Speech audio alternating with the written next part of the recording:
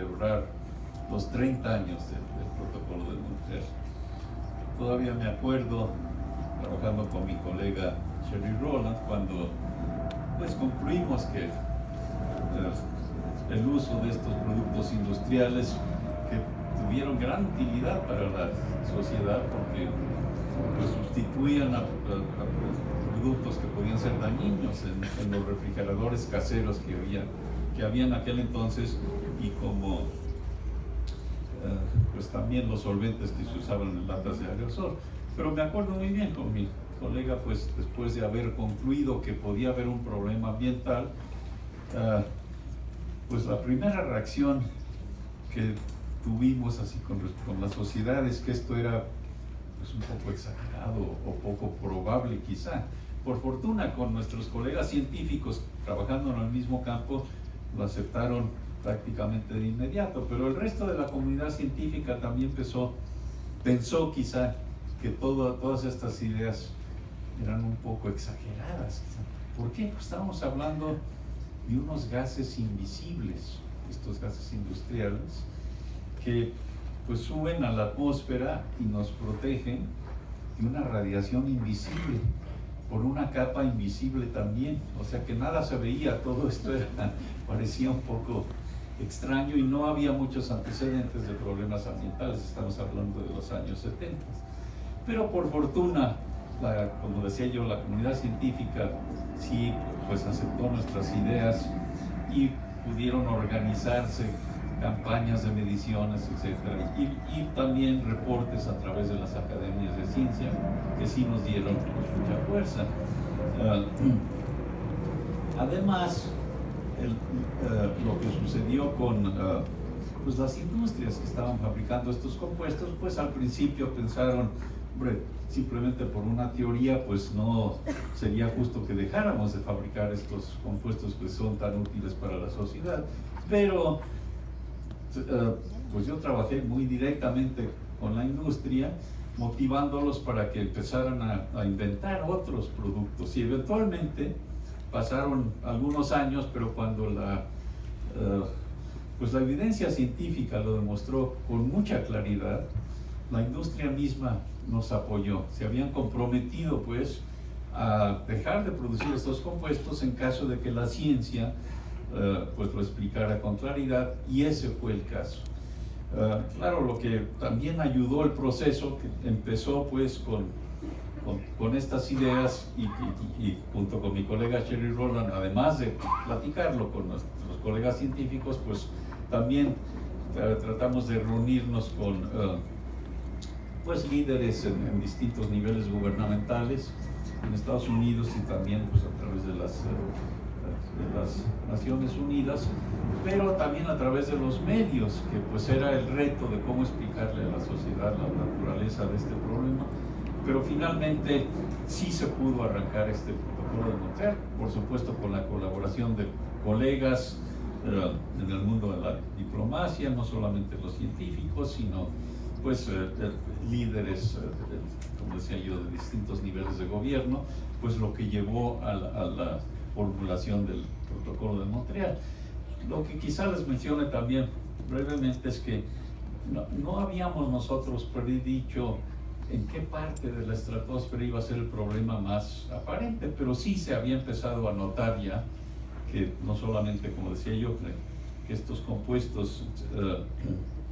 sí estaban causando un daño, pero en distintas partes de la estratosfera. Pero en un momento dado apareció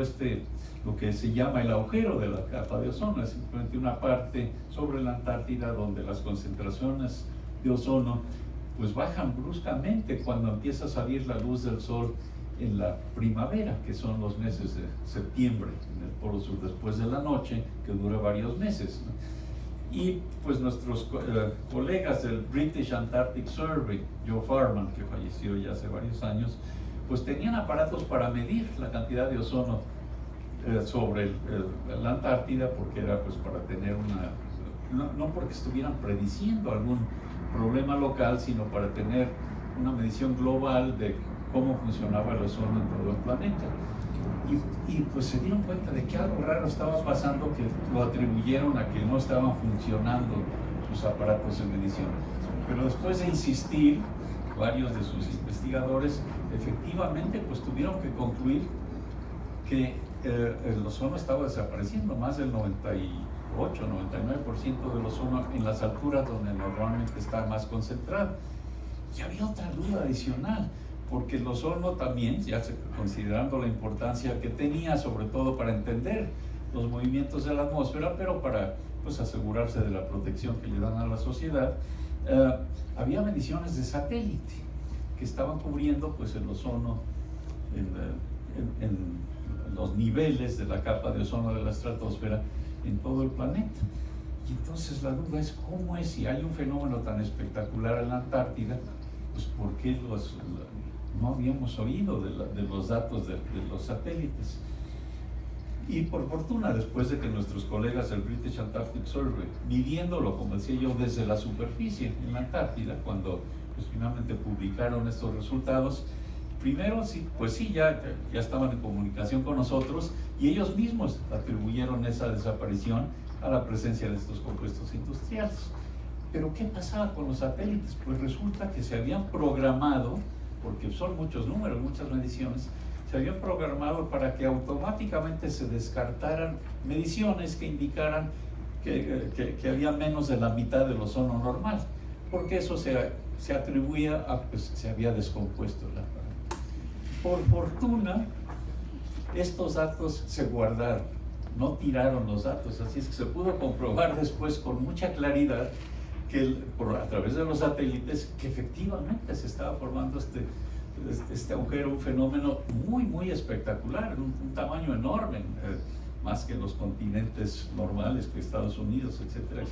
que se empezó a formar, pues, no cuando nosotros primero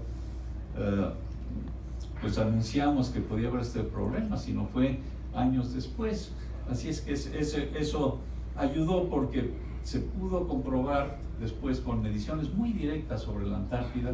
que desde un punto de vista muy claro que la ciencia indicaba que efectivamente eran estos compuestos industriales y el cloro desprendido de estos compuestos es lo que estaba descomponiendo el ozono a estos extremos extraordinarios. Y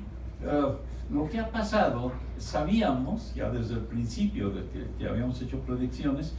que aunque funcionara el protocolo de Montreal y aunque se dejaran de producir estos compuestos, que es lo que efectivamente pasó, como lo oyeron ustedes desde el video y en las presentaciones anteriores, el protocolo de Montreal ha funcionado muy bien, se han limitado pues las emisiones de esos compuestos,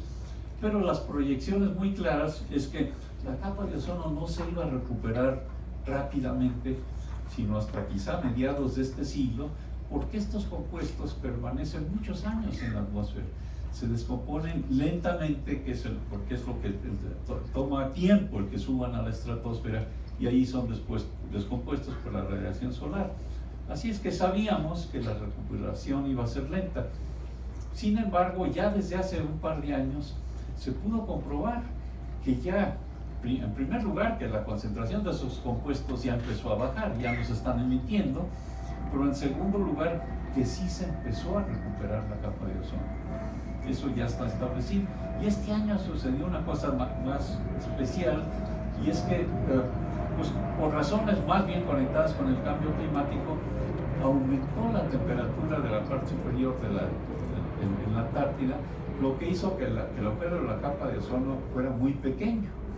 Lo curioso es que lo normal, lo que estamos proyectando, es que la recuperación de la capa de ozono va a tardar probablemente una década más de lo que teníamos anticipado por el cambio climático, porque eso, aunque nos calienta aquí en la superficie, eso enfría a la estratosfera, lo que hace que el ozono se destruya más eficientemente. Pero es una de las características del cambio climático, son estos cambios, a veces en una dirección, a veces en otra dirección, pero quizá lo que quiero nada más comentarles muy brevemente es que en la comunidad científica pues estamos ya muy convencidos de que hay una alta probabilidad de que los compuestos de efecto invernadero que están causando el cambio climático, pues efectivamente ya están teniendo impactos hoy en día, como lo vimos con los huracanes que hubo recientemente en el Caribe, que llegaron a Estados Unidos, a Costa Rica, etc. Y de ahí la importancia enorme que tiene el protocolo de Montreal,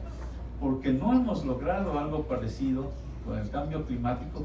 pero es un riesgo monumental para futuras generaciones. Así es que tenemos la expectativa de que todos juntos vamos a poder implementar un acuerdo internacional, por ejemplo, como el Acuerdo de París, que hay que reforzarlo porque no es suficientemente fuerte. Pero en fin, tenemos un retraso con la administración de Estados Unidos en el momento que ni siquiera en su estado actual podemos implementar el Acuerdo de París. Sin embargo, termino pues enfatizando una vez más la importancia del protocolo de Montreal, porque eso nos demuestra que sí se puede, sí podemos trabajar juntos. Todos los países del planeta podemos resolver problemas ambientales globales. Yo soy optimista y creo que en unos cuantos años, con la evidencia científica tan clara que tenemos, también vamos a poder resolver el problema del cambio climático, pero siguiendo este único ejemplo que tenemos de un acuerdo a nivel internacional. Muchas gracias.